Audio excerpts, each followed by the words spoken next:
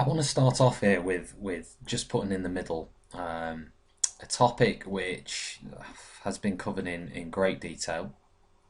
Um, you can find lots of things online on this. But what I want to do, I want to simplify this first of all, and I want to start off very simply with why Hitler had this issue, this major issue with Jewish people. It's a common question that I'm asked a lot in class: is why did Hitler decide to persecute the Jews?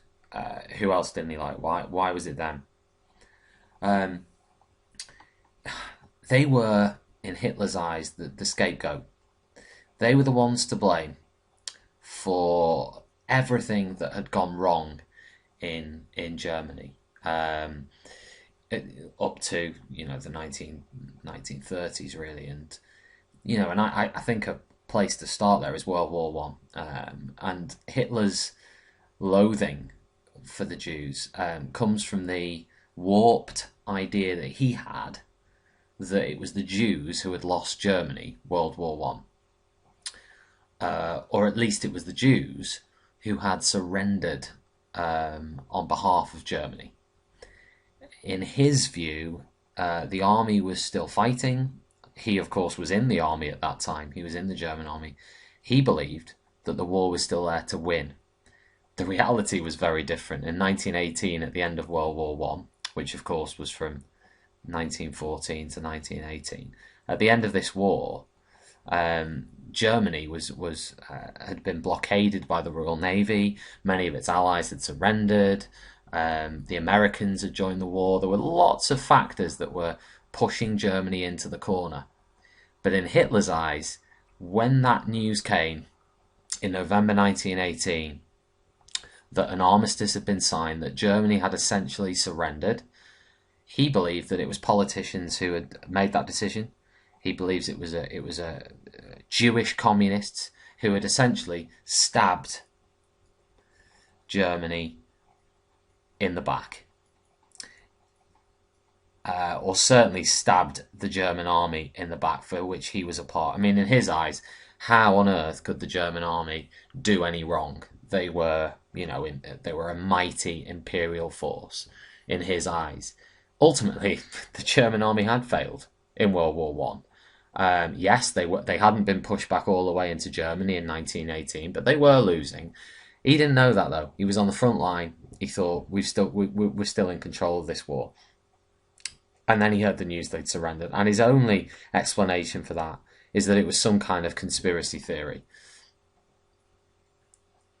It was some kind of international Jewish conspiracy that Germany was a part of. And he fostered those ideas. And of course, in 1919, when the Treaty of Versailles was signed and it devastated Germany, he believed that that was part of this conspiracy to weaken Germany from the inside. But one thing that's interesting about all this is this view of it being the Jews. It goes back a long way. It goes back 2,000 years.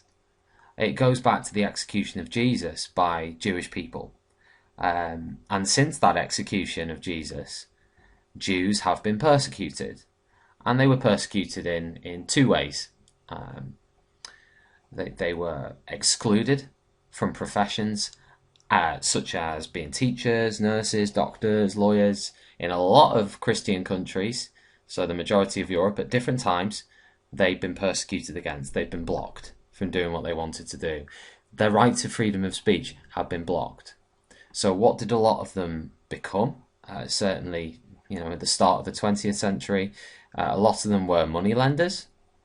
And if you imagine, debt collectors are not the most popular people in the world. But a lot of them became moneylenders, and some of them became communists, because you had this idea that with regards to the money lending side of things, they were excluded from a lot of the professions. So therefore, what did? They did a profession that Christians were not allowed to do. Christians were not allowed to be money lenders, so they took advantage of that and they did a job that they couldn't do. Equally, they were so poor that the idea of communism, a theory where all property is owned by the state, everything is divided up equally, it's going to appeal to poor people, poor working people. And some of those people were Jewish. Communism was seen as a dangerous theory in the 1920s. Hitler saw it as a dangerous theory, and especially people on the right of politics saw it as a dangerous theory. And this persecution of Jewish people, because of the execution of Jesus Christ, had been going on for a long, long time. Even in 1900, it was going on in Ukraine. In the late 1890s, it was going on in the Ukraine and Russia.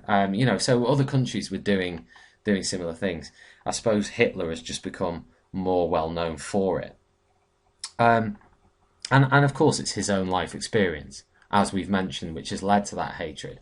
And when he came to power in 1933, he began this process of denying Jewish people basic rights. And it all started with a boycott in 1933 of Jewish businesses. And it was a 2-week boycott where members of the SA basically stood in front of shops and stopped people from using those Jewish businesses.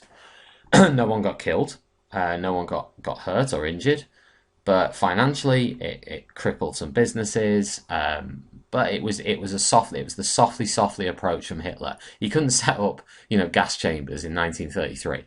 He'd only just managed to become chancellor. So it was a gradual approach to this persecution, starting with a boycott of Jewish businesses. And Jews were immediately denied things like freedom of speech, basic rights of freedom of speech. They were blocked from certain professions straight away, such as teaching, Jewish teachers were sacked. There were other things that were going on. It wasn't just a 2-week boycott. They started this process straight away. A few years down the line, once Hitler had established his position more thoroughly than what he had, you then had the Nuremberg Laws. The Nuremberg Laws, 1935, blocked marriages between Jews and Aryans and non-Jews. So in other words, you're a Jewish person, you now can't marry a non-Jew. It's basically depriving Jewish people of one of the basic rights. It wasn't just that. There were lots of other legislation that was passed within the Nuremberg Laws which blocked Jews and differentiated them from the rest of the German population. In 1936, funnily enough, the Olympic Games came to Germany, and the persecution of the Jews kind of stopped a little bit, but soon after it carried on, and one of those changes was the letter J was actually placed on Jewish people's passports. So in other words, it was blocking them from leaving the country. Jewish people had to register their property. Registration of property. So, there were lots of other measures by the Nazis in that time. That